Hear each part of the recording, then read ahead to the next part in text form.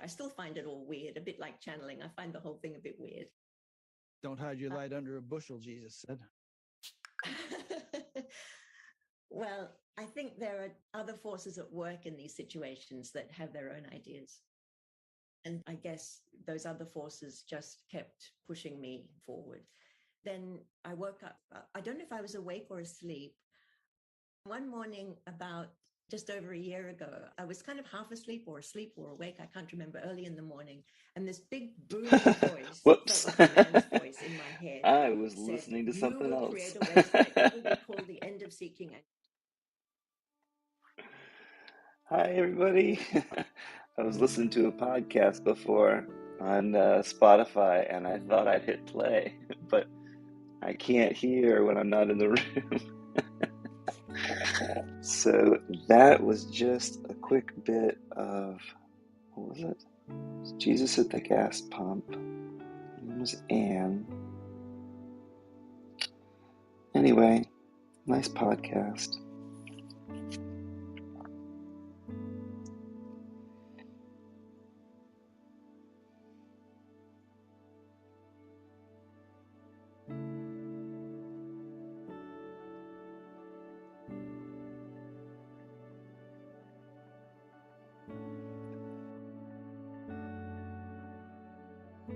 Today's workbook lesson 133.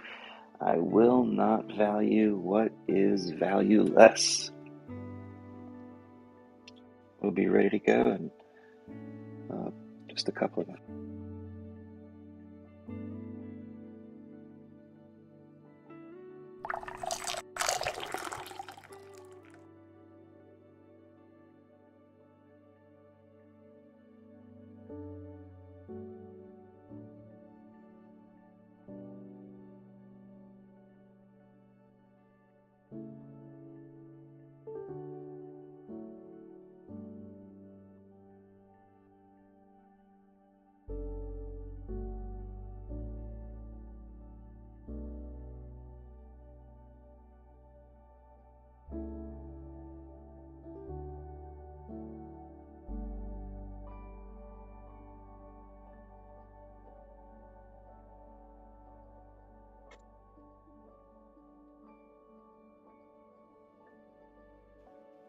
Alrighty. Hi there, Tom. How are you this morning, sir? Excellent. I know what you did. I know what you did. I do that all the time. I do that so often. I left it just 6 or 8 feet out of reach. Oh, that's out of order. Fix 1 or 2 more of these little things over here. Morning, everybody. There's Adriana. Hello. Hi, my love. How are you? I'm good. With the green chairs today. Yes, I haven't bring the black chair yet. I'll bring you something to drink. Can you give me the green badge, please? I can. Oh, I gotta give it to myself. And we'll be starting right away now. We're on this course. The green badge. Go. All right. I'll let you take care of the rest. Workbook lesson 133. I will not value what is valueless. Is the music too loud? We'll take care of that too.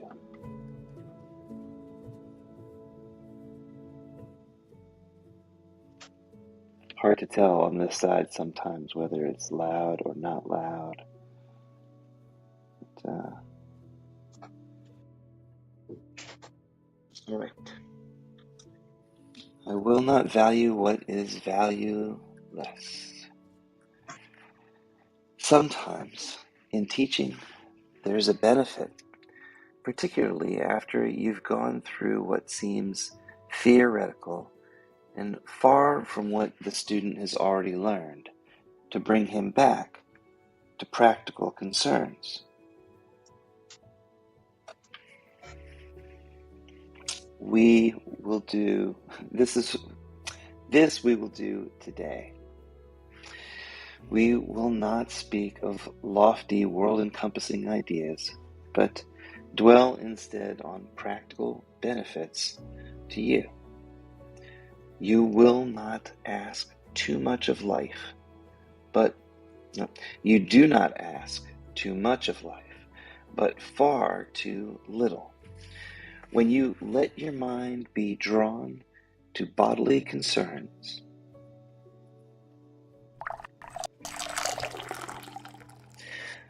the things that you buy, to eminence as valued by the world, you ask for sorrow, not for happiness. This course does not attempt to take from you the little that you have. This course does not try to substitute utopian ideas for satisfactions which the world contains. There are no satisfactions in the world your little s self imagines. Today we list the real criteria by which to test all things you think you want. Unless they meet these sound requirements, all things you think you want are not worth desiring at all, for they can but replace what offers more, the laws that govern choice you cannot make, no more than you can make alternatives from which to choose.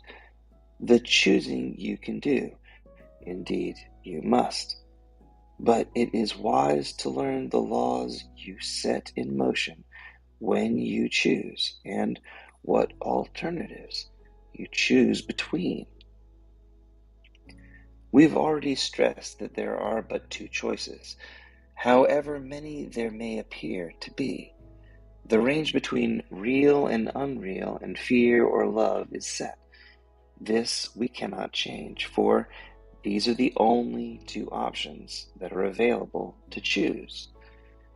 It would be most ungenerous to you to let alternatives be limitless and thus delay your final choice until you've considered all the variations of choice for the unreal that appear to exist in time. With such numerous additional false options, you would not have been brought so clearly to the place where there is but one choice that must be made. Another kindly and related law is that there is no compromise in what your choice must bring. Your choice cannot give you just a little, for there is no in between. Each choice you make brings everything to you, or nothing. Therefore, if you learn the test by which you can distinguish everything from nothing, you will make the better choice. First, if you choose a thing that will not last forever, what you choose is valueless. A temporary value is without all value. Time can never take away a value that's real. What fades and dies in time was never really there, and makes no offering to him who chooses what does not last forever. He is deceived by nothing in a form he thinks he likes. Next, if you choose to take a thing away from someone else, you will have nothing left. This is because when you deny someone's right to everything, you have denied your own right to everything. You will therefore not recognize the things you really have. Denying the things you really have are there. Who seeks to take away has been deceived by the illusion loss can offer gain. Yet loss must offer loss and nothing more. Your next consideration is on the one which the others rest. Why is the choice you make of value to you? What attracts your mind by valuing that choice?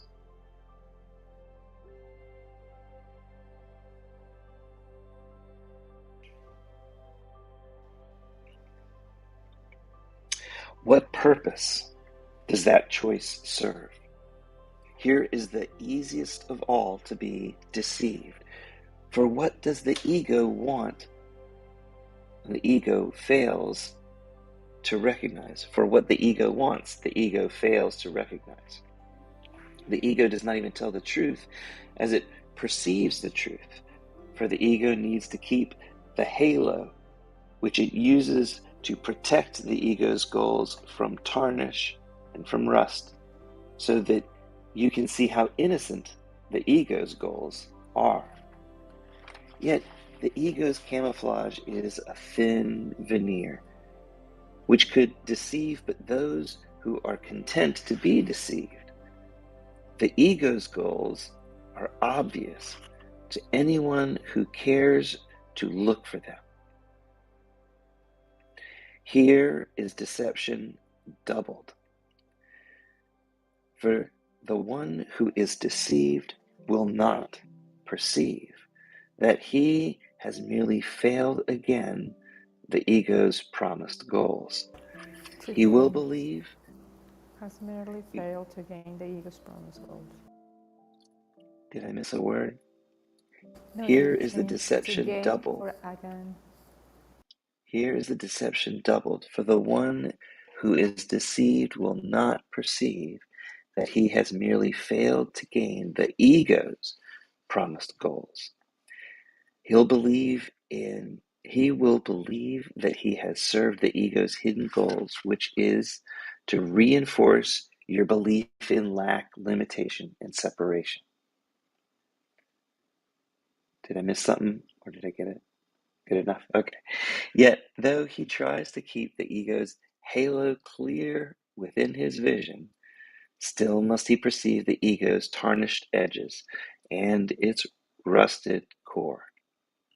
His ineffectual mistakes appear as sins to him because he looks upon the tarnish as his own.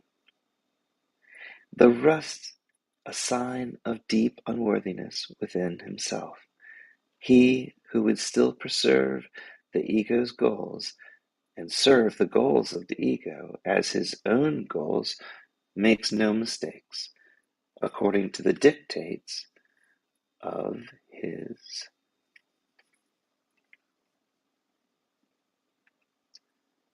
guide, which is the ego. The ego's guidance teaches its heir to believe that sins are but mistakes, for who could suffer his sins if this were so? For if sin were viewed as a mere mistake, correction, not punishment, would only be required. And so we come to the criterion for choice that's the hardest to believe, because this criterion's obviousness is overlaid with many levels of obscurity. If you feel any guilt about your choice, you have allowed the ego's goals to come between the real alternatives. And because you've allowed your ego's goals,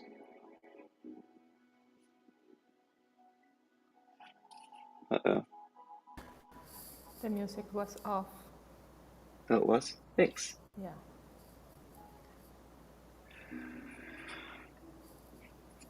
Sorry, coming right back to where I was at. The ego's guidance teaches its heir to believe that sins are but mistakes, for who would suffer for his sins if this were so? If sins were viewed as a mere mistake, correction, not punishment, would only be required. And so we come to the criterion for choice that's the hardest to believe, because this criterion's obviousness is overlaid with many levels of obscurity. If you feel any guilt about your choice, it's because you have allowed the ego's goals to come between the real alternatives. And thus, because you've allowed your ego's goals to cloud the two choices, you don't realize there are but two choices. And the alternative you think you choose seems fearful and too dangerous to be the nothingness that it actually is.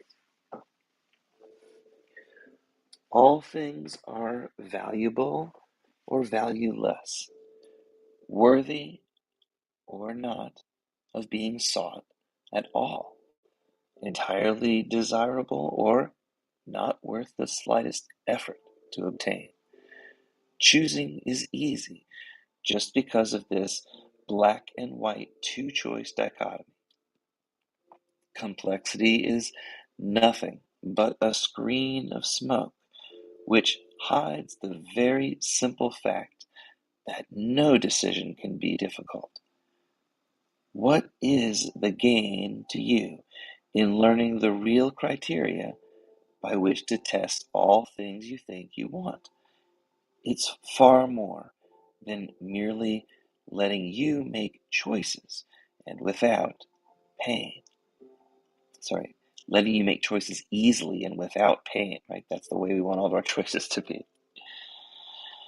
Heaven itself is reached with empty hands and open minds, which come with nothing to find everything and claim everything as their own. We will attempt to reach this state of empty yet open-mindedness today with egoic self-deception laid aside, and with an honest willingness to value but truly the valuable and the real. I missed what you said. Am I not coming through clear? Let me just fix one little thing over here, guys. Sorry. Oh, my other computer took over the sound for some reason. There we go. That should be a little bit better. Does that sound better? It sounds Oh, good. great. Thank you. This can be distracting. I get it. No big deal. All right. All things are valuable or valueless. Whenever I get distracted, I seem to come back to something that I need to reread anyway. So it seems to work out no matter what. So that's the valuable. All things are valuable or valueless, worthy or not of being sought at all, entirely desirable or not worth the slightest effort to obtain. Choosing is easy just because of this black and white two-choice dichotomy. Complexity is nothing but a screen of smoke which hides the very simple fact that no decision can be difficult. What is the gain to you in learning the real criteria by which to test all things you think you want? It's far more than merely letting you make choices easily and without pain. Who wouldn't want this? I know I read that whole paragraph twice. All right. Heaven itself is reached with empty hands and open minds, which come with nothing to find everything and claim everything as their own. We will attempt to reach this state of empty yet open-mindedness today, with egoic self-deception laid aside, and with an honest willingness to value but the truly valuable and the real. Our 2 extended practice periods today for 15 minutes each begin with this: I will not value what is valueless, and only what has value do I seek, for only what has value do I desire to find. And then receive what waits for everyone who reaches unencumbered to the gate of heaven, which swings open as he comes. Should you begin to let yourself collect some needless burdens, or believe you see some difficult decisions facing you, be quick to answer with this simple thought: I will not value what is valueless, for what is valuable belongs to me.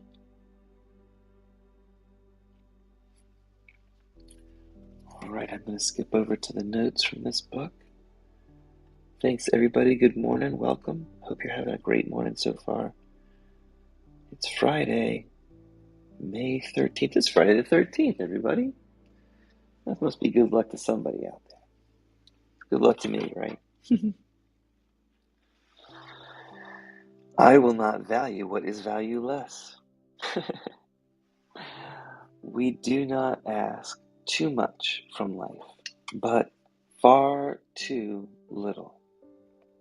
Often, we're asking for things that are of no value or have any long-term benefits.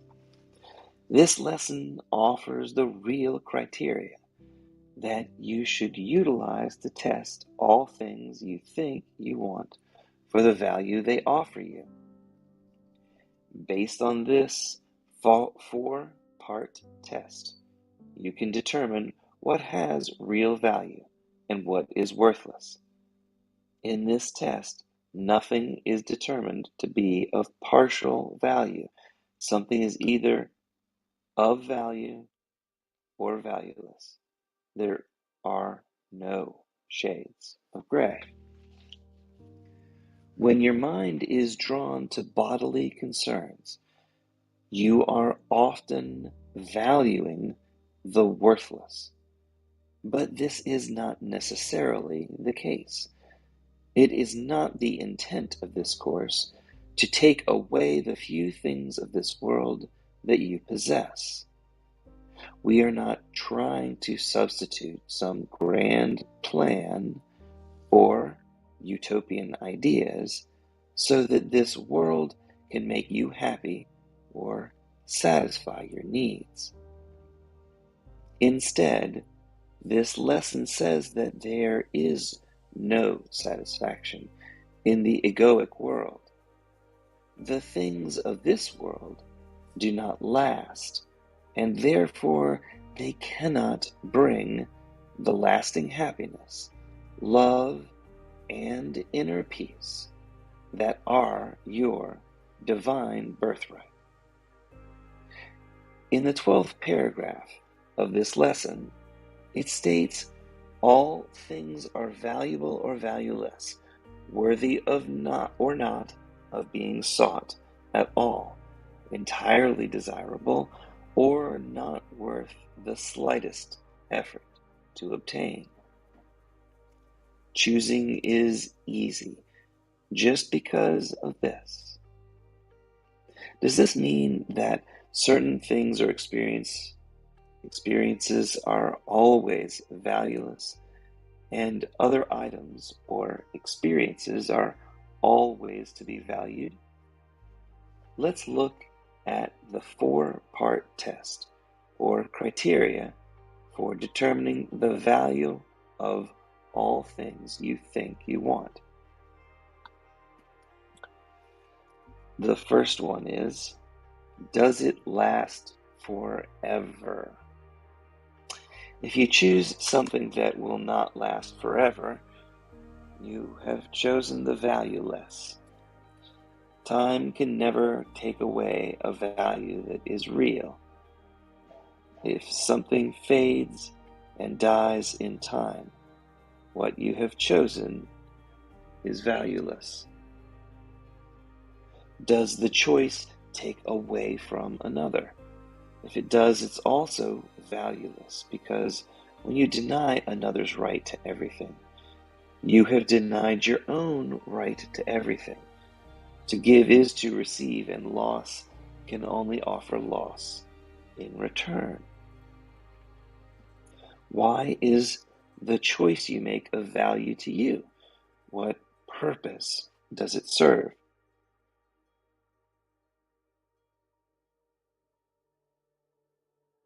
It is the third criterion in which the other three actually rest. In time, all events are actually neutral. Without your judgment, an experience has no ability to increase or decrease your joy, happiness, or inner peace. Only your mind has that power. Nothing can rob you of your own inner peace unless you choose to allow it. All things become either valuable or worthless based on the purpose that your mind assigns to that item. Your mind often assigns value to the worthless and disregards priceless wealth. In this regard, there are only two choices to choose from. The purpose that you assign to an item is contingent upon which thought system you are following. Either you will value that item out of fear or love.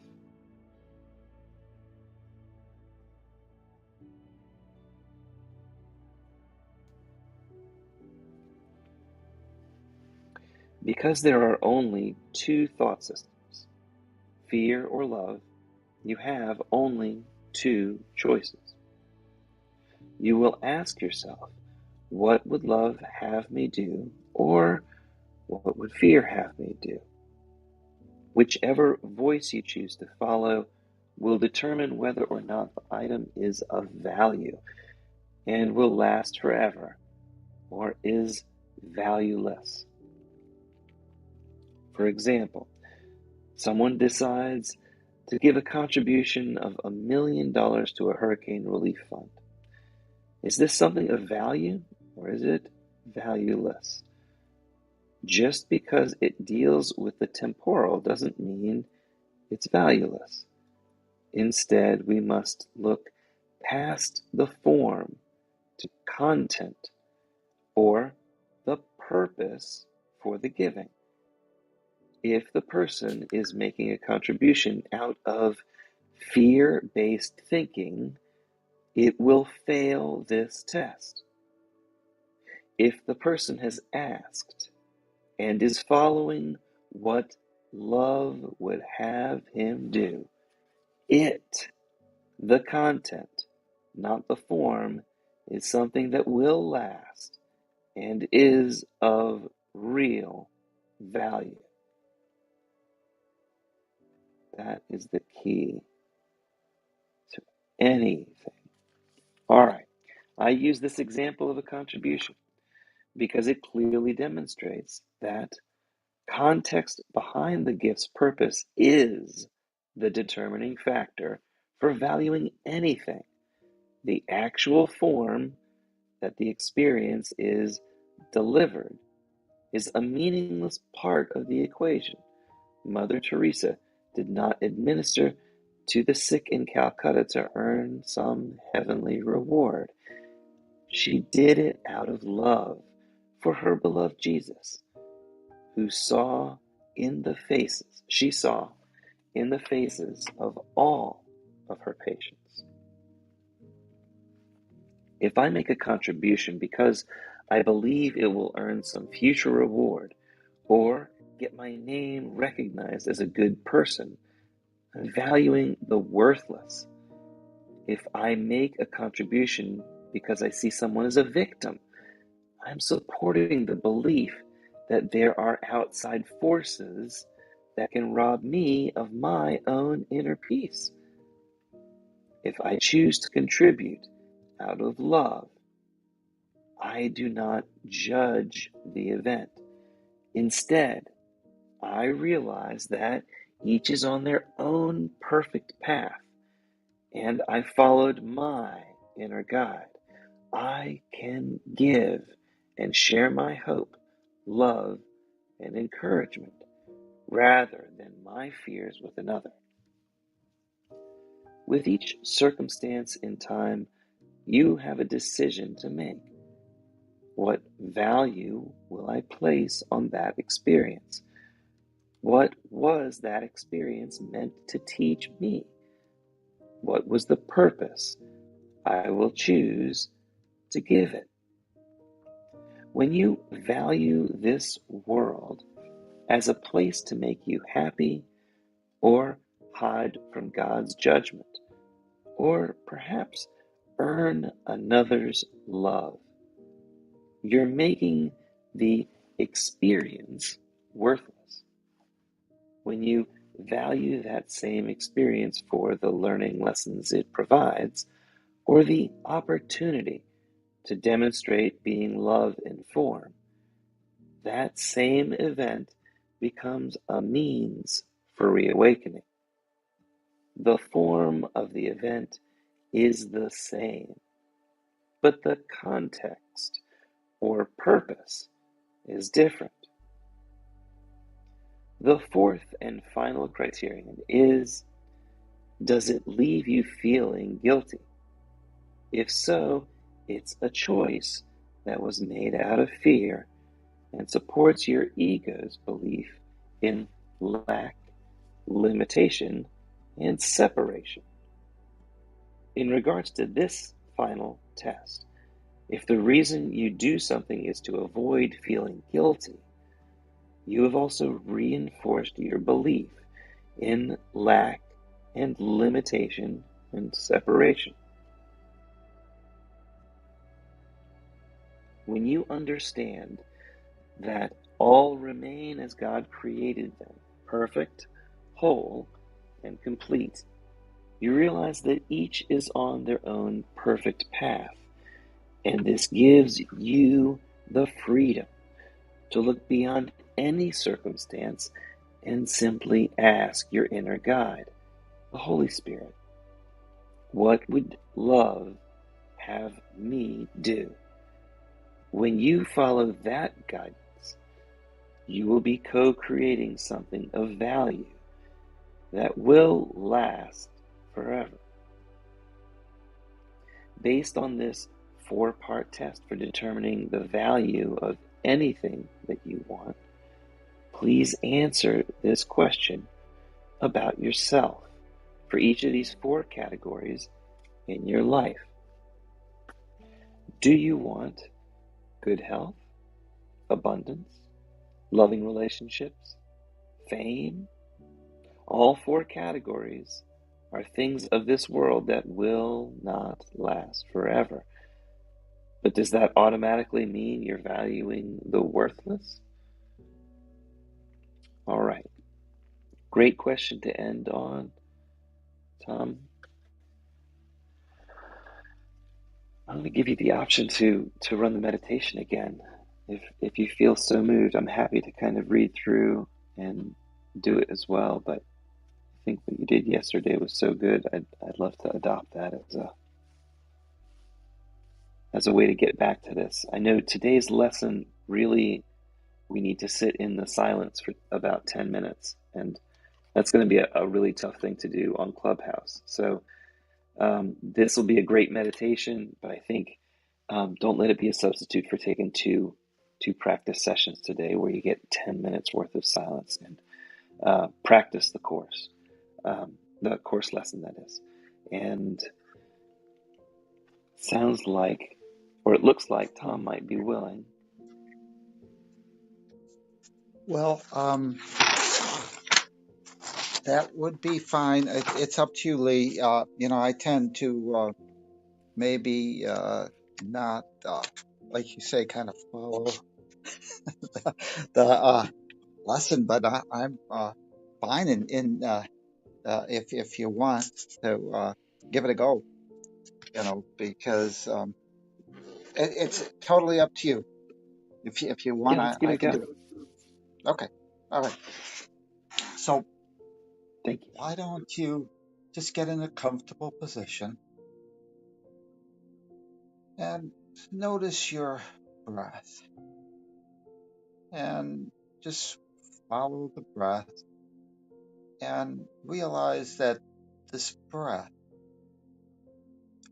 has the ability for you to connect the thing we call the body token, the thing that we need to hold a space and time and place on this earth, this physical planet, and that this body token is our neutral communication device that allows us to communicate with other individuated aspects of consciousness that have come here to play in this dimension of time and space to allow us to experience and demonstrate what we truly value and why.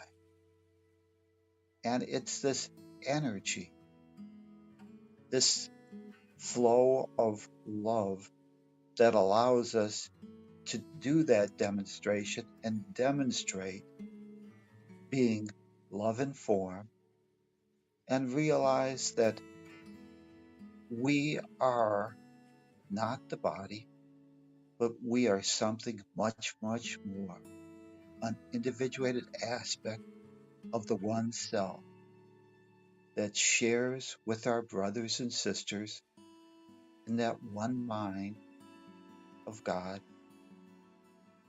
inseparable, and that we are here to demonstrate and hone our skills at valuing the things that last. And as the Course says, only love is real. And that's what we're going to share today. So breathe in the love of God. Know that that is always what is flowing towards us. All that energy that surrounds and is part of us is that love of God. Unlimited, no lack, no separation. And breathe in that energy and extend that same energy to your surroundings, your world, your sisters, your brothers, to all things that have come as actors to play on this stage. Energy in, all thoughts of separation out. God's love in, I extend that love out.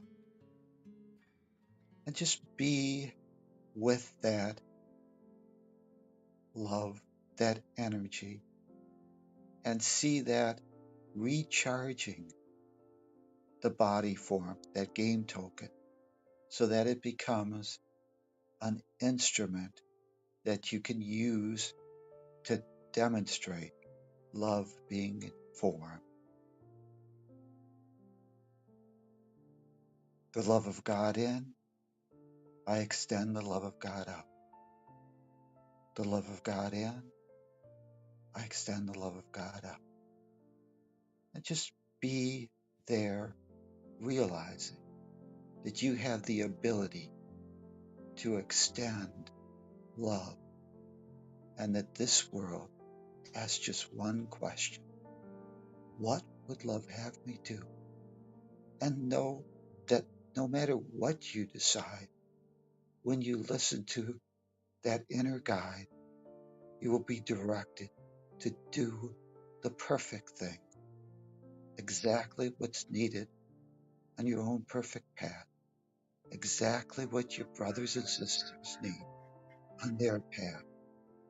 For we are here to learn and grow and to hone our skills. And the inner guide will never ask us to do anything that would increase our own fears. So just rest in that knowing that there is no guilt, shame, or blame to prevent you from demonstrating and remembering the truth of what you really are. I accept the love of God. I extend the love of God. I accept the love of God. I extend that love of God. And just rest for a moment, using perhaps the breath as a pump to inhale that flow of energy, circulate it around your body to recharge the body token, and extend out the love of God. The love of God in, extend the love of God out. Energy in, all thoughts of separation, all lack, gone. Just rest in the knowing that you are God's beloved child with whom she is well pleased.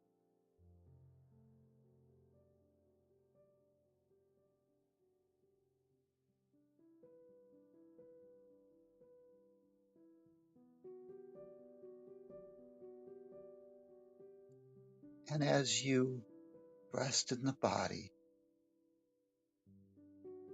resting, calm, safe, one with your source, glance up and see there above you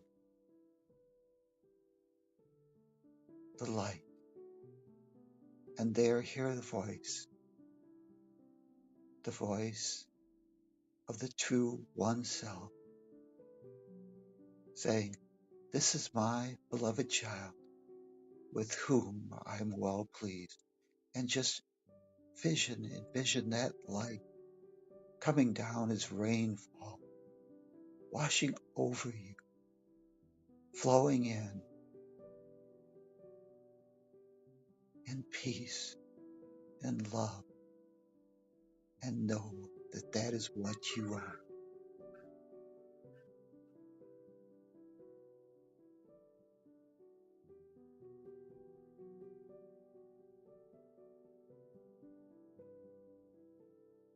And as you rest safe in that knowing,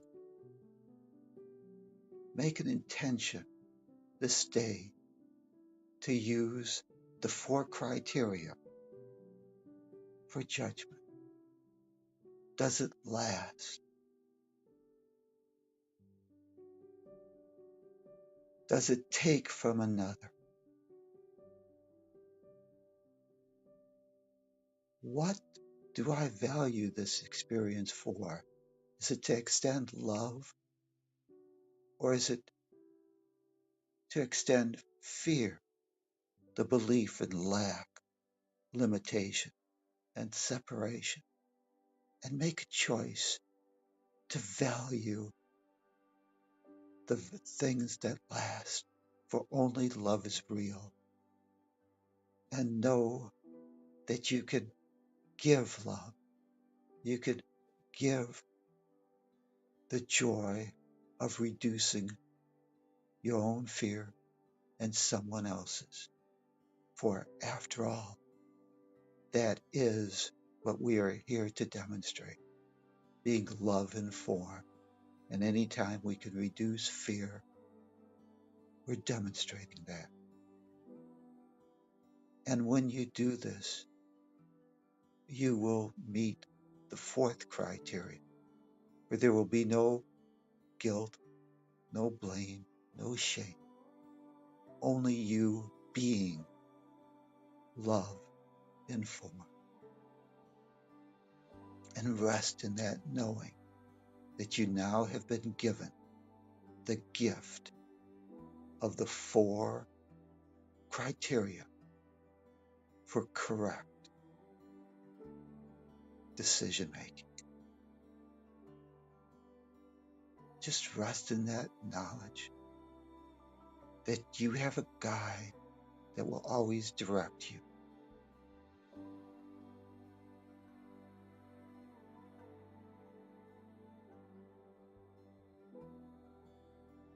And as you rest in that knowing, start becoming aware of the game token we call the body, and start just circulating that energy around the body, reconnecting with it, so that today it can act as the perfect instrument for you to demonstrate love in form.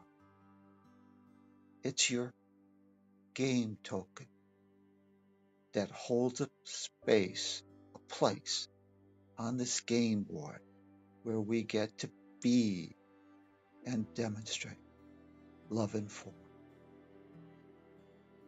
And with that knowing that that is what you truly are, when you feel connected to the game token,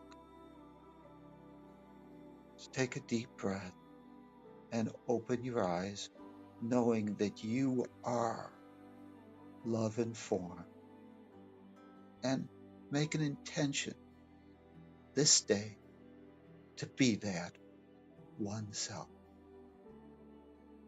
for that is your true identity.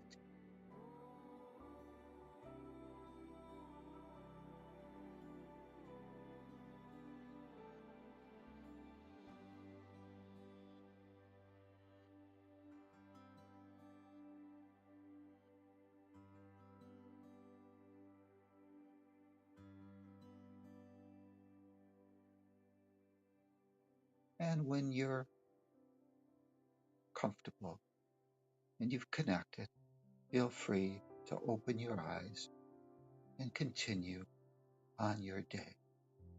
Namaste.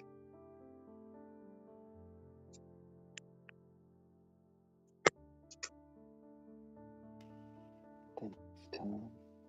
Appreciate that. Good to have a little break there and take the message to heart. I can remember a couple of lines that I read as I was reading through that really stood out to me. And the victim, seeing somebody else as a victim, you have described somebody giving contributions kind of out of fear, the perspective of fear, rather than perhaps a perspective of how you can see the love in a situation and donate from the love perspective. And I thought that was really great. And I'm trying to figure out how I can approach regular work that I do during the day in the same kind of way, because it seems like a whole different kind of world of stuff when I'm building websites. I think there's a way that I can at least make the decision that makes the job as easy for everybody as possible. But it's hard for me to distinguish the black and white questions out of the subtleties of what I do on a daily basis. Maybe I'm looking at it in the wrong way. I don't know. Well, Okay. I think that, the Bhagavad Gita talks a little bit about the idea that we've been given roles that are our job. And I don't know if you guys are familiar with the Bhagavad Gita, but in this case, it's really a small part of some of the ancient Hindu scriptures, but but it talks about, in this case, a battle, and there's Jonah, and he's wondering. He's of the warrior class, and his duty is actually to serve in battles, and he's going across. He's one of the leaders in this battle. We'll call him a general, so to speak, and he's driving his chariot, and his charioteer that he chose is Krishna, who is an embodiment of, we'll say, God. And so he asks Krishna, uh, it seems immoral to be going to war against his cousins, his people, his friends even, and that he's being asked to do something that seems to be against what he would say his values are. You know, you don't normally go around and kill your cousins and stuff like that. And he's told by Krishna that, you know, in this time space, we've been given certain roles and we have certain functions to fulfill. And in this case, Krishna's function as a warrior is to do his duty, his dharma, and that's what we've been assigned.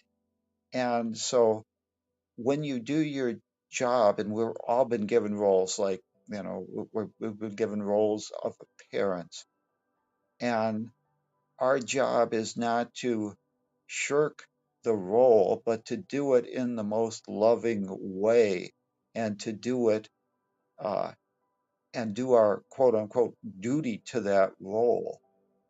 And so that's what we're here to do. Is if I'm someone's employee, my duty is to be the best employee that I can be, to not shortchange my employer and say, "Oh, well, you know, he doesn't pay me enough, or he doesn't appreciate me, or I'm having a bad day, so I guess I'll take it out on the customers after all."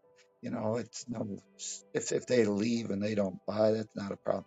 It's to do our duty and to realize that that's our function that we've been given here to perform. So we've been given various roles, and we just have to fulfill those roles and do that to the best of our ability, and don't do it out of fear or guilt, but just know that that's our role, that's our job, and that we're all actors, and we need, as Arjuna needed, he needed his cousins, the other side, to actually be playing their roles, and we were all just playing roles, and to realize that in time and space, everything will unfold perfectly, and that we're just actors strutting our on the stage, this moment of time, playing various roles, and we can do that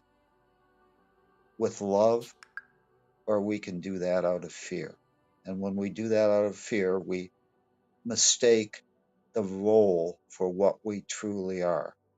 Uh, the Holy Spirit gives us everything uh, out there as possibilities. Whenever you realize what you truly are, that you're an actor on this stage, you can go about fulfilling your role. You can be a soldier and go about fulfilling that role. And you can, I'm going to say, uh, kill, but you'll be killing not some evil person. You'll be doing your duty. And if you have some higher principles or whatever, and at this stage in your evolution, and you say that I'm going to do something else, it's always a question: why are you doing that? If you value the valueless, okay, you'll be coming out of fear, but you can play your role. You can play your role even as a scorpion and still do that with love, knowing that your brother or sister is also here to learn and grow, and they need someone perhaps to sting them so that they can learn the lessons. And when you sting them with love, without uh, the hate, the fear in your soul. And it It'll be just fine. You're just playing your role. It's better that I sting you with love than someone else sting you with hate. So you just go in, ask the Holy Spirit, what would love have you do? And you follow that inner guide. So just, know that we're all on the perfect path. And we don't really know how everything works out. Just know and have faith that we're all going to wake up, and these are all learning lessons. And we don't have to be concerned with where we are. Just do our role. And the Holy Spirit, not our ego, knows what love would have us do. So just quiet the mind, go within, listen to that voice, and the Holy Spirit will always direct you to act in the most loving way that you can in this moment in time to minimize fear. And just know that whatever you do in that moment, that I or your brothers or your sisters would have done exactly that same thing, because if they were you, they would have been in the same situation with the same beliefs, the same level of fear, and they would have acted the same way because that was the most logical thing you could do at that moment to minimize your fear. So there's no blame, shame, or guilt. We're just all on our perfect path. And there's no reason to judge. Just know that everybody, even when they're kicking you in the teeth, are acting in the most loving way that they can be at that moment. And then you will respond in the most loving way that you feel you need to in regards to minimizing your fear. So it's all perfect. And just don't get involved with the blame, shame, or guilt game. Just after the experience, just ask yourself, what was that experience trying to teach me? What did I learn? And you'll be just fine. Everything is always perfect. Thank you. Thank you, Tom. Appreciate those words. That's it's helpful in getting through that specific type of thing that I was faced with. I'm glad I don't have to be a soldier. It's I can make this a real peaceful decision in my day. But thank you. Like How if, about if anybody your else? employer, for example, we talked about that situation with the employer. If the employer asks you to do something that goes against your ethics, or says, well, what we want you to do is to manipulate the algorithm so that these people will be subtly brainwashed. And of course, that's what all algorithms ultimately perhaps do, to make a particular choice. Okay. You know, it, you just go and, follow your inner guide. If you realize that the purpose of the algorithm is to have them buy a certain thing, well, that's perhaps the job of your employer, and that's the role of a good employee to go and come up with that particular algorithm that will help do that. But if you realize that what your employer is doing, perhaps in this algorithm, is to brainwash uh, people so that they lose their ability to think, that they become zombies, that they become pawns of someone else, then, you just have to make a choice as to what your role is and your function. So, again, this is where the rubber meets the road, and there's always different uh, goals that we have in mind. And what we're here to do is to determine what our own self identity is, and to determine the things that we will use, the principles that we will use to guard our lives.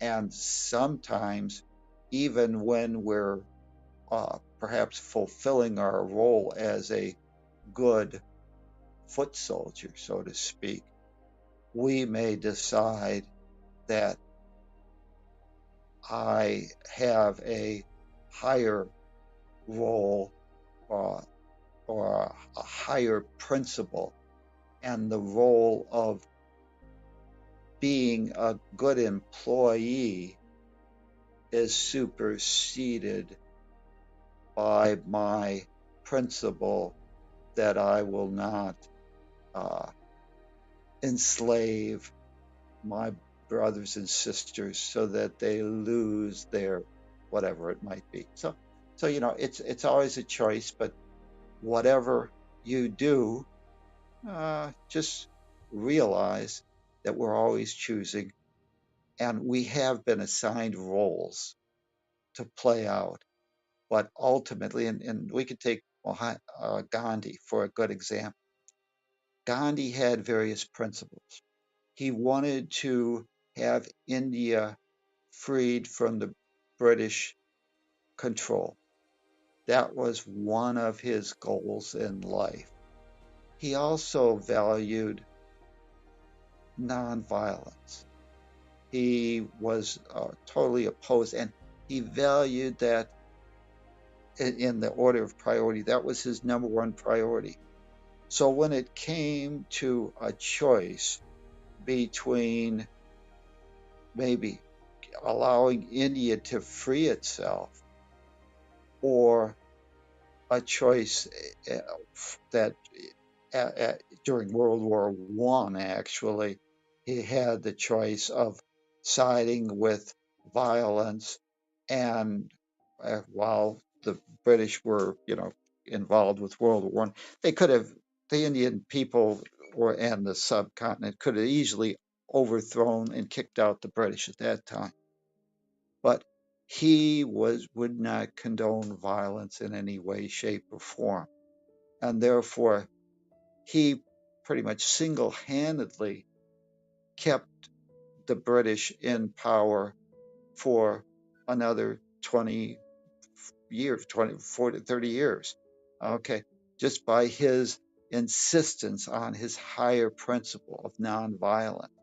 And that was a choice he made. He abandoned his supposed goal of getting India free and chose nonviolence instead. Was that a good decision or not? It was a decision he made because he valued that higher principle. And that was a choice he made. So time and space places us in situations where we have to choose what our true values are, what our priorities are. And that's what everyone has to do. So you have been assigned a role, okay? Uh, and you also have certain values. And our objective or our test is, what will we truly value when push comes to shove and we have conflicting goals or principles? For example, I need a job to support my family, my livelihood. They're asking me to do these things that go against my principles. What will I choose to do in that situation? And whatever you decide is exactly the right answer for you. Just realize after that decision has been made is look at that and determine, what did I really value and why? And if you decided A or B, the choices, what did I do? Did I do that out of love? Did I do that out of fear?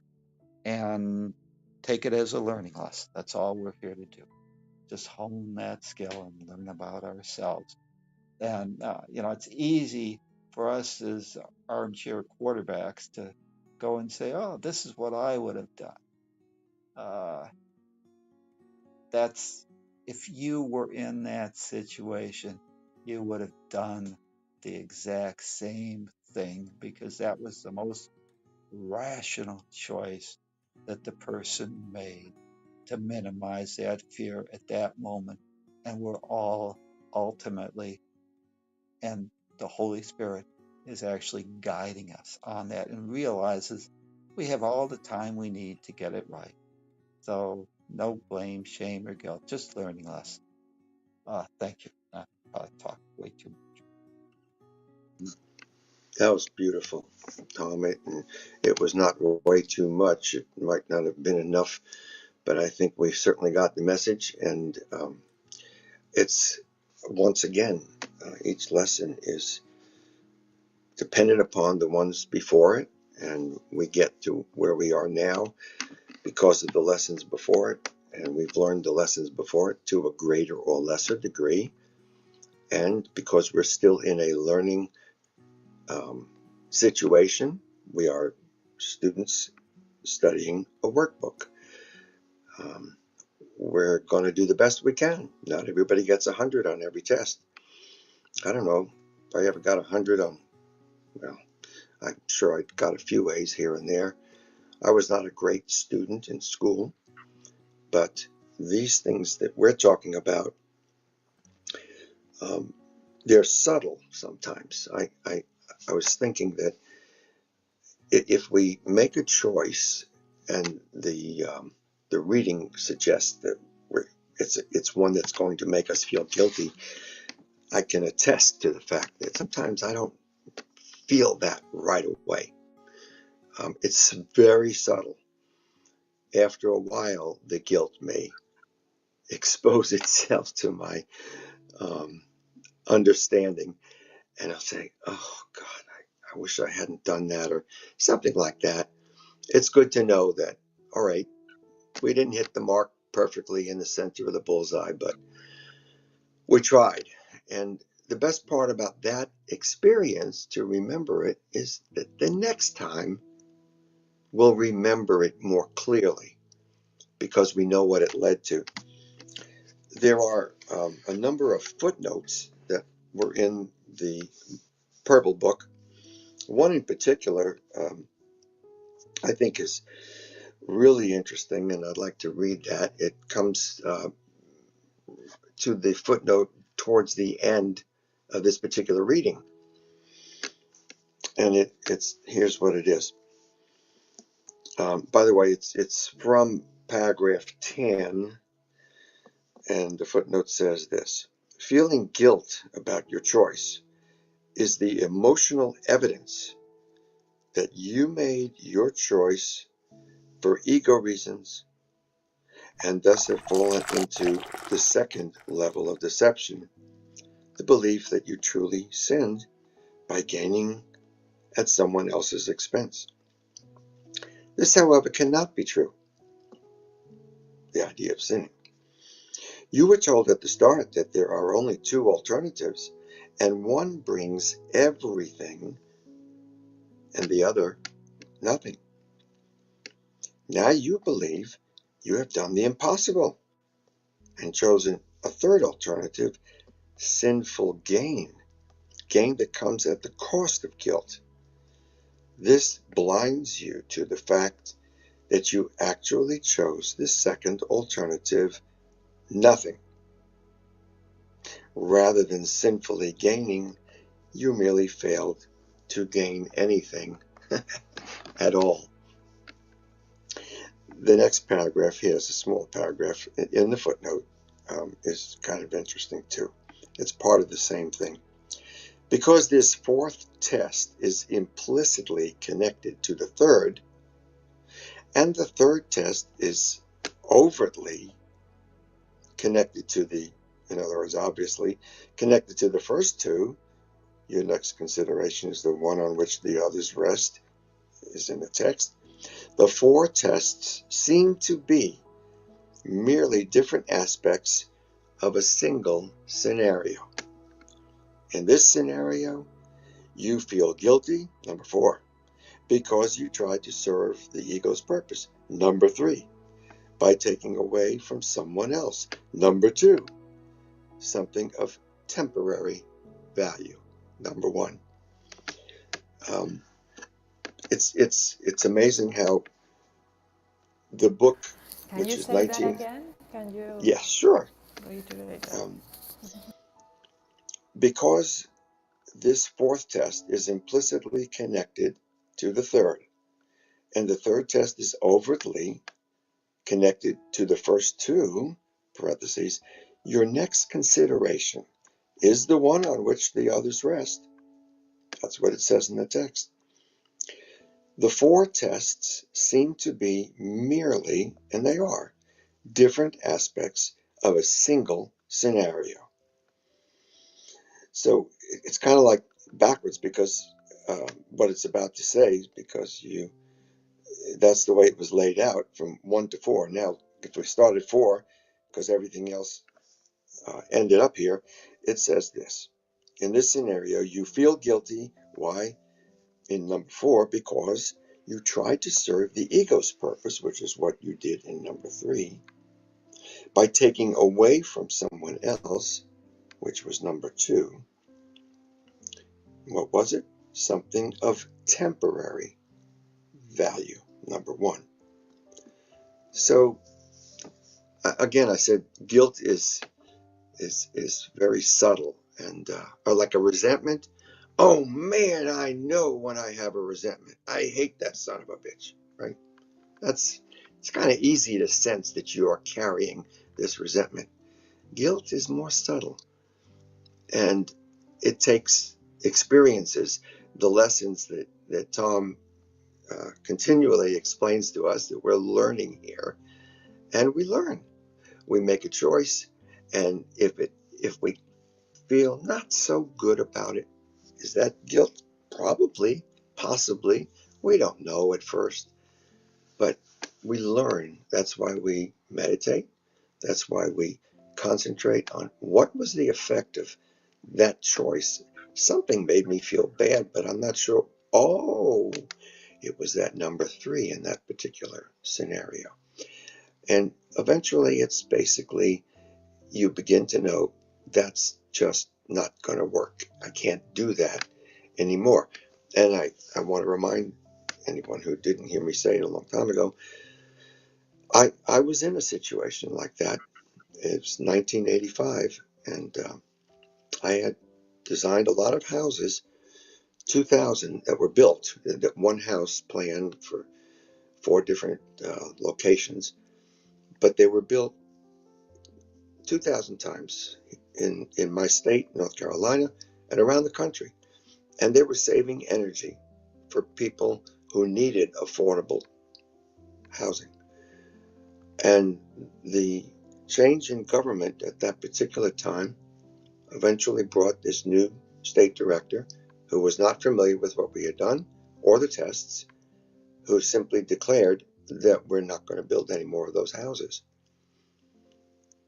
And I asked him why, and he told me he doesn't believe that they work.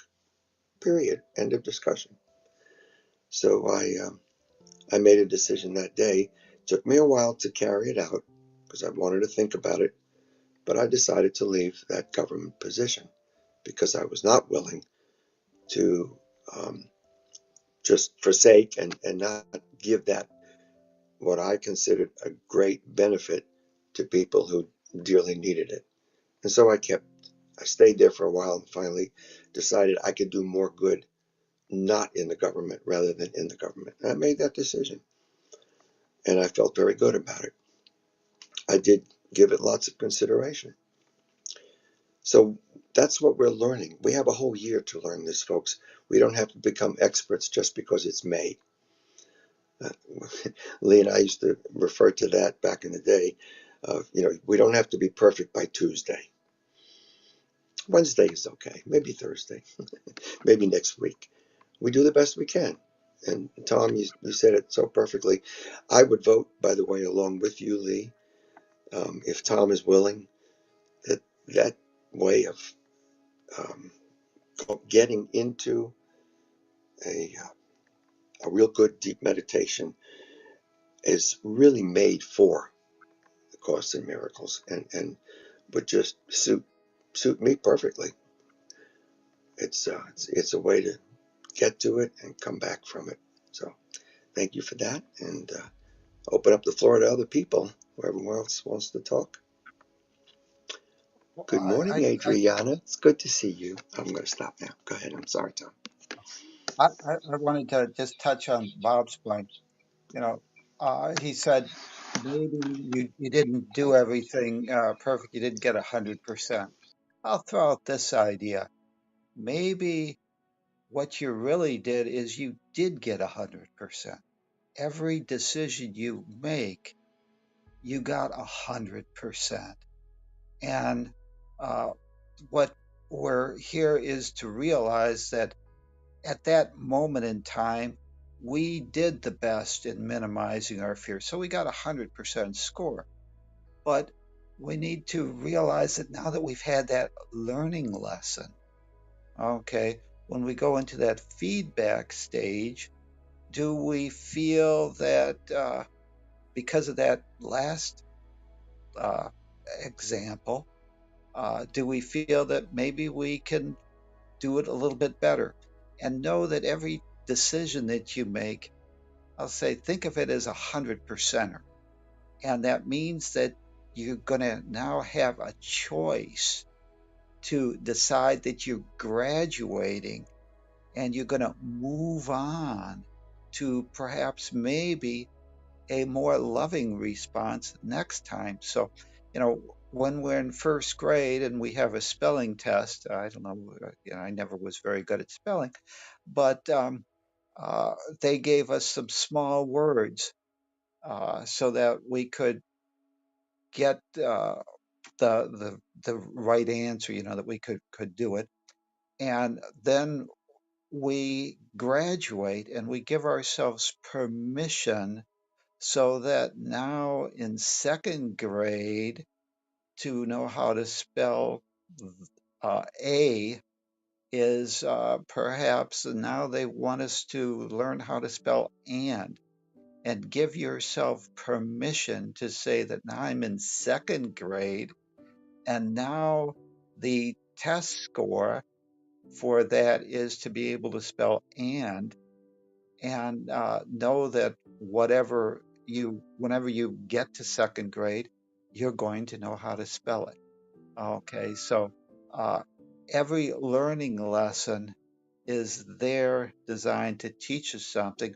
We're always acting the most loving way, but now because we've had that experience of being in second grade or third grade or fourth grade, we can give ourselves permission and say, now that I'm in third grade, I now have more options, and now I have 5 words that I can spell instead of kick the dog. I can go to swear at the dog. Then maybe I can go and say, "Oh, dog, I realized that I needed to feed you. You were hungry, or whatever." And we move our way up that ladder, and it's only us that prevents us from graduating to the next step and saying, "Hey, I learned that lesson that kicking the dog, starts to make me feel guilty about it. I realized that maybe I could have done something better." So, just don't be so hard on yourself, but give yourself permission when you feel guilty or whatever to say, that was something I'm going to make amends for.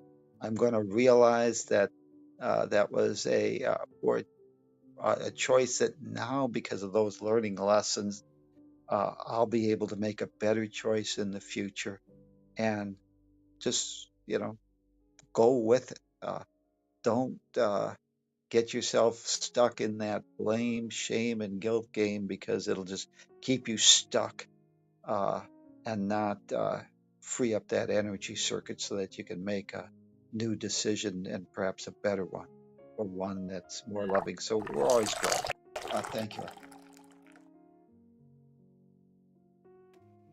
Thanks, Tom. All right, it's almost 8 o'clock, and I know Fridays get busy. If you got to be on your way, I hope you have a great day. We'll be here tomorrow to read lesson 134, but plenty of time if you'd like to share if anything else is coming up. I'd love to hear from you.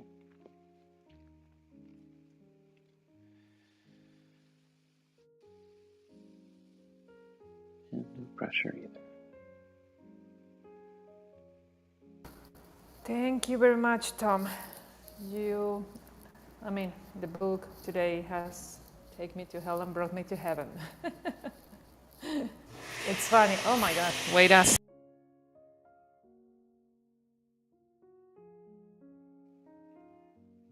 Sounds like some really loud noise was going on over there, and that Yeah. happens sometimes. Yeah. It's all right.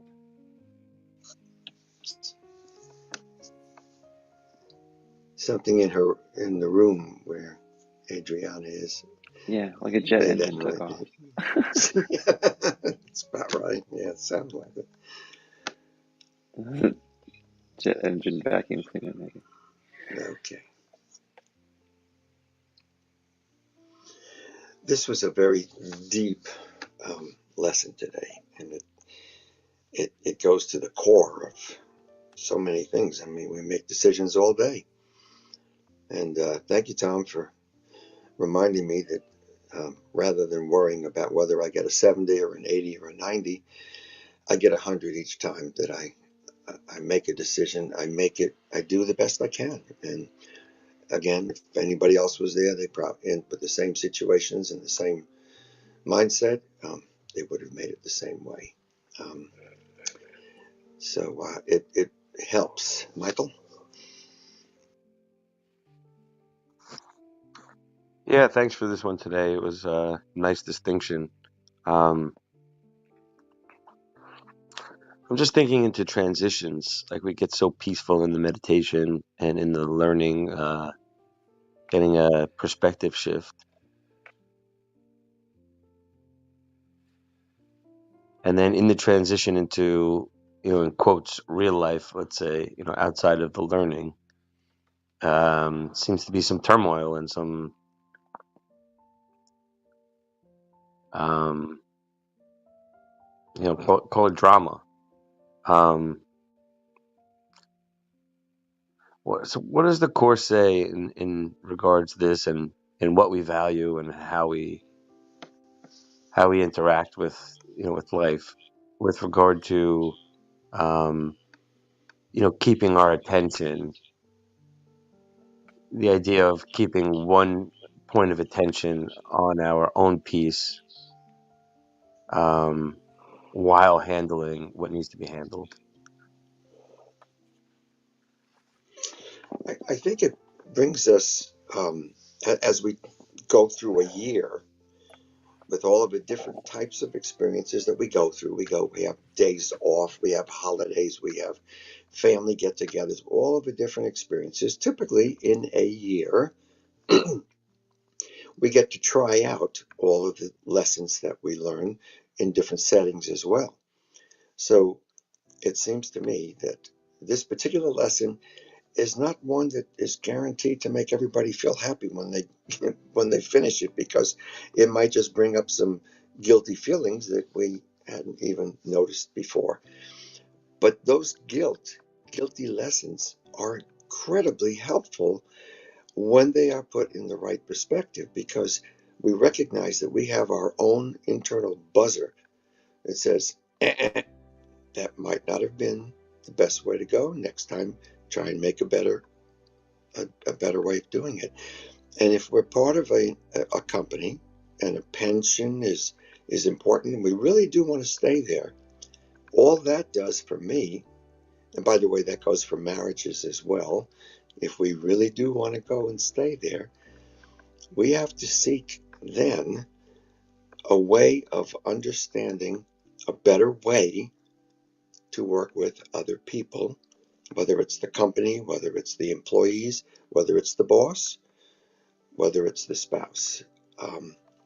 Because ultimately, the book does get us to, again, we're not even halfway through the lessons, gets us to a point where we do know, in all cases, what is the best choice to make. And that would be when we are completely, totally embracing heaven to which we have been brought. We're not all there right yet. We're on our way, and we're all going up the mountain. And It doesn't matter how we got as far as we got. All we're doing is trying to find the best way to continue forward, to continue upward and closer to the light, and try to employ as much of the light that we're learning about in our lives in making the decisions that go from here on. It doesn't matter if we have screwed up everything in our minds, that we think we have screwed everything up and done everything wrong, and we're suffering, blah, blah, blah, and then we think we're in hell or something. We're not. We have done the best we could. When we recognize there is no sin, there's nothing that is absolutely unforgivable that we can do. Nothing. When we understand the whole picture, at that point, we're in heaven. Until that point, there are going to be times when it's difficult, but we can always drop level. We can always meditate, remind ourselves of these lessons, maybe pay a little bit more attention to the lessons, make sure we try not to miss them. And I think it works out that way. Michael, does that address some of your thoughts? Yeah, it's helpful. Thank you. Good. Janine, you've been quiet. I'm waiting to hear from you. And I have to leave also in just a couple of minutes, so I didn't want to miss something that you might have wanted to say. Sorry, she might be predisposed in the morning time, Absolutely. Lee, I'm going to turn it back to you, and I'm going to have to leave in just a few minutes. Thank you. No problem. Let's go about and have a wonderful day, everybody. It's Friday the 13th, lesson 133. A lot of threes in there if it's your lucky number. The path of peace is in front of us, and I hope it's all easy for you today. Things only get better. And have a great weekend. I'll see you tomorrow with 134. Bye, everybody. Create a great day. Namaste. Bye, Thank you, Lee. Tom. Bye, everybody. Bye, Papa.